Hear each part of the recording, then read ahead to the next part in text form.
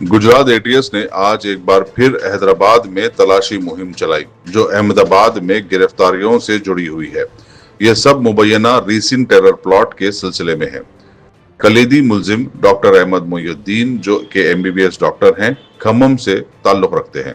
Police ने उनके घर पर तलाशी ली, मकान को सील कर दिया और डिजिटल डिवाइसेस और डॉक्यूमेंट जब्त किए। वाज़ेह रहे कि 10 नवंबर को गुजरात एटीएस ने डॉक्टर अहमद मोइनुद्दीन को गिरफ्तार किया था।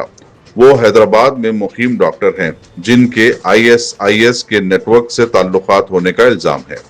तलाशी के दौरान ग्लॉक और बेरेटा पिस्टल्स, 30 गोलियां और 4 लीटर कैस्टर ऑयल बरामद किया गया, जो रेसिन जैसे खतरनाक केमिकल टॉक्सिन के लिए रॉ मटेरियल माना जाता है। इल्जाम है कि मुलजिम ने पाकिस्तान, अफगानिस्तान के हैंडलर्स से ट्रेनिंग और फंडिंग हासिल की थी और अहमदाबाद, दिल्ली और लखनऊ में केमिकल अटैक्स की साजिश रच रहा था।